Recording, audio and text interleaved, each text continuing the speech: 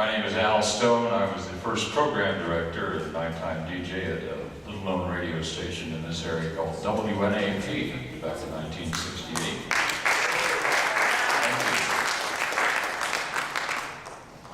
I had not met a lot of these people until the past 10 years. Didn't know much about the blues, though I've been a musician for 50 years. And unfortunately, over the last year or so, we've lost a lot of famous musicians nationally, Merle Scruggs, Levon Helm, Doc Watson.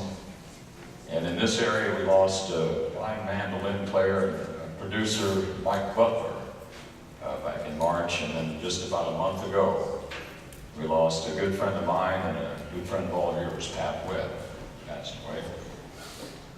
I knew Pat, met him after I actually knew him in 1976. I was teaching school at Lawrence Central, and he came into the gymnasium, which is a big round gymnasium, playing behind another musician that some of you may have heard of by the name of Bill Wilson.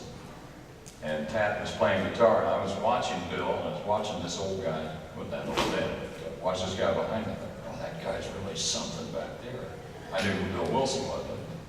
And about, I guess 15, 16 years later, I met Pat and his son Chris, and we did 4 or 5 records together in my studio and did a radio show. And last time I got to work with him live was down in French Lick at the hotel when we did a radio show down there a few years ago.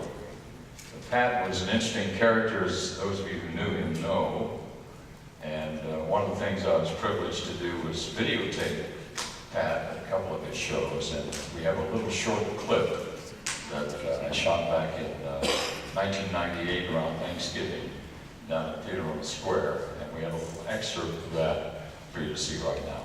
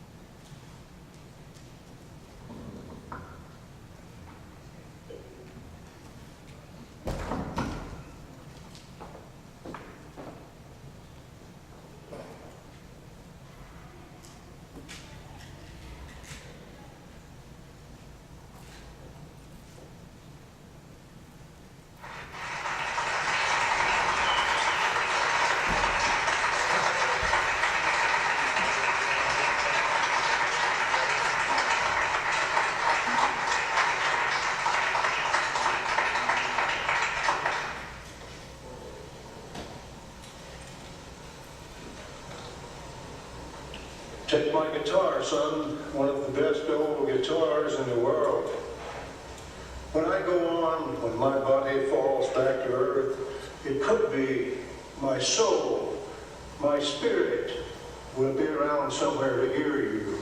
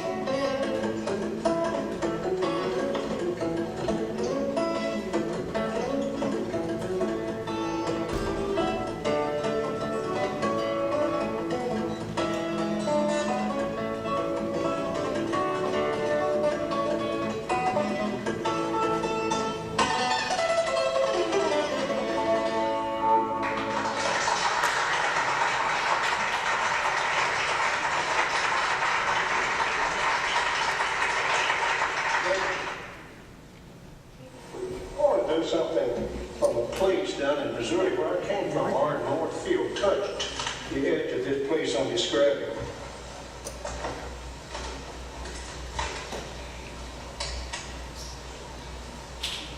It's called Kickapoo Long Grass. He comes and reads the tombstones. He touches the earth with the palms of his hands. The earth is his real mother. He knows this already. He knows his birth mother is a child herself who believes nothing is vital. She is wrong. His kind is almost extinct, this lean boy with gunfighter eyes and the walk of coyote. He will see gunfights. He will fight in the hardest battle of the 20th century and will need all his coyote skills to survive.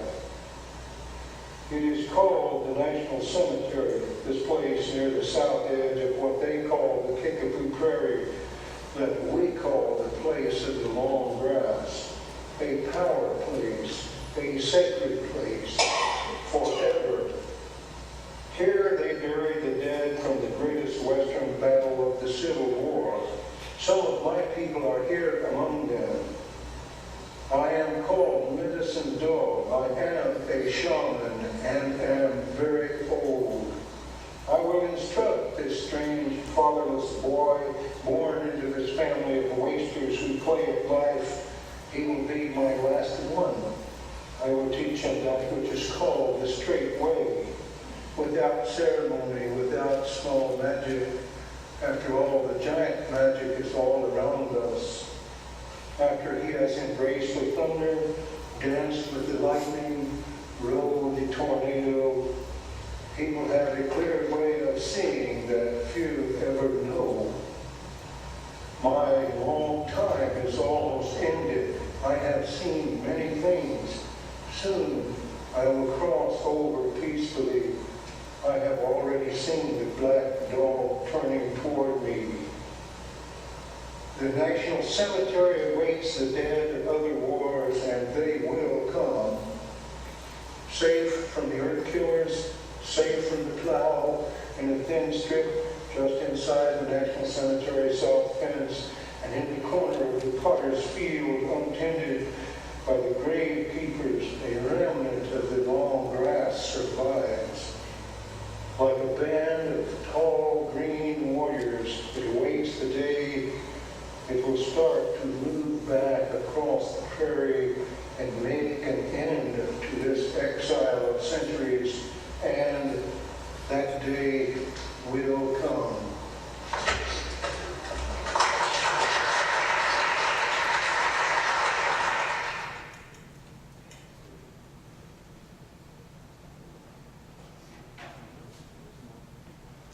Pat Webb.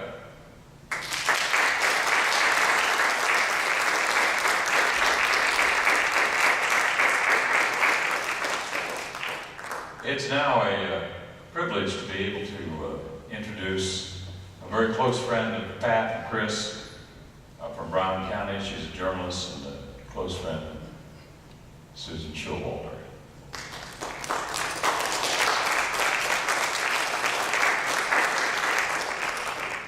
Thank you very much.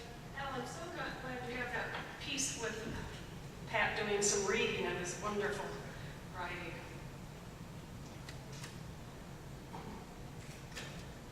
I met the genius artist Pat Webb just after he moved to Brown County about 13 years ago. Over the years, it became obvious to me that this was a man who could do just about anything he set out to do. Born into a family that cherished classical and folk music during the Great Depression, Pat was no stranger to hard work and sometimes very dangerous work. He held over 25 different kinds of jobs and said he sang about work and danger because he had experienced them. At times, he was a full-time musician, but Pat said that not being financially dependent on music allowed him to write and play what he wanted, where and when he wanted. As a teenager, Pat hung out at a shoe shop owned by a black man who played guitar for a gospel quartet. One night after hours, Pat heard blues for the first time, he was stunned by the pure magic of blues, and he's played the blues ever since. He worked with blind Tommy Hunt in the early 50s, a fantastic piano man and Pat's main mentor. Pat was the only white member in 5 or 6 different black bands, and he said that's when he really learned a lot about playing blues. He married folk singer Charlotte Daniels, and in 1960, they recorded Charlotte Daniels and Pat Webb, an album still available on the Smithsonian Institute's website. Charlotte and Pat's son, Christopher, was born in 1970 in Nashville, Indiana. Pat played in many of the roughest honky-tonk joints and some of the best concert halls in America. He sang on street corners, entertained live on live radio, wrote award-winning film music, and he narrated other people's prose and his own. He recorded on several black record labels, most recently the Webstone label here in Indianapolis. He played many kinds of different music on his 1940 Martin guitar, but his favorite was his effects-laden, high-energy, experimental acoustic guitar solos. Pat knew and worked with many artists over the years, including Yank Rochelle, Alan Stratner, who we just heard here tonight, Lightning Hopkins, Brownie McGee, and Sonny Terry, Bill Monroe, Mississippi John Hurt, Judy Collins, Odetta, Merle Travis, and Phil Oakes. His LPs and CDs reveal the soul of a man for more than 50 years who influenced some of the most important and well-known musicians, as well as hundreds of other less known. Pat's body of work shows what a real artist can do without electronic effects. He was very accomplished, creative, thoughtful, and a very generous man. It is very appropriate that the Indiana Blues Society decided to honor Pat Webb with this first Lifetime Achievement Award. This decision gave Pat great joy. We've lost him, and I miss him, but I am thrilled to present the award to Pat's beloved son, the remarkable singer-songwriter Christopher Webb, on behalf of his father. Christopher, are you here?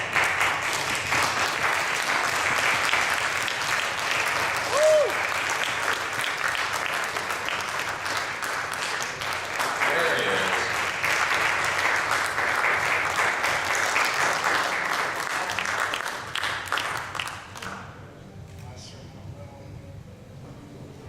It's nice. This is an honor. Kept wondering what I was going to feel like when I got a chance to speak to my father's friends and colleagues and so many people in the music community, particularly the blues community. And this thing has really fallen together in a way that I wouldn't have imagined. It's a beautiful thing. I know it was an honor for my father. He knew about this, for all of you. He knew that he was going to receive it prior to his passing. And it was something that gave him all kinds of happiness. And he was proud about it. He's always been proud about everything he's been able to accomplish in music. He took a path not much like anyone else's. And for him to have succeeded to the degree he has is a testament to how strong-willed and how thick-headed he can be at times. But that was the thing with my father.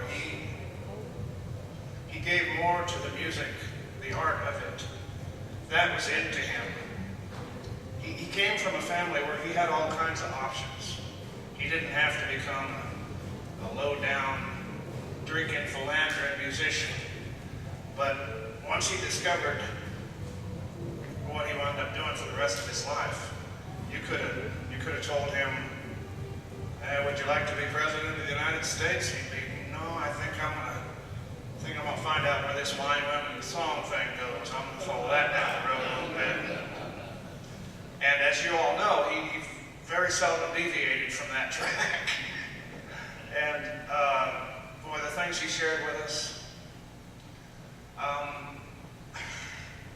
I was going to say tonight came together in a very interesting way. The video before here, that I believe Al Stone took, it included my favorite written piece of his, Kickapoo Long Grass. And I so much wanted to hear that, I almost wanted to read it tonight, but I decided not to, and then to come here and to have it playing right before I come up on stage. It's very heartening, because in it in a way he's talking about his own impermanence and his own willingness to cross over. Over the last couple of years, he's made several artistic statements and songs and poems, if you will, regarding death. And the closer he came to it, the more he seemed to not just accept what was going to happen, but there was a certain part of him that transcended it. And I can tell you from the last few days that he was alive, and in the last few hours, he was quite contented. He was always striving throughout his life, and it always seemed like there was a matter of unhappiness that kept him going. But in the end, I finally learned that his intent was to give all that he could, all that he had. And I found out that when he gave everything that he had, and he knew that his time was short, he was contented. He was satisfied. He was glad to know that he'd be leaving behind a great amount of work, and great work, to share with people like you, and with me. And the things he shared with me, there'll never be enough time for me to thank him. But I've been fortunate to be his son, and we've all been fortunate to be his friends. And I just want to thank you all, and thank the Blues Society of Indiana for having us up here. Bless you all for this. And hopefully we'll get to play some music with you, and you'll enjoy that too. So thank you.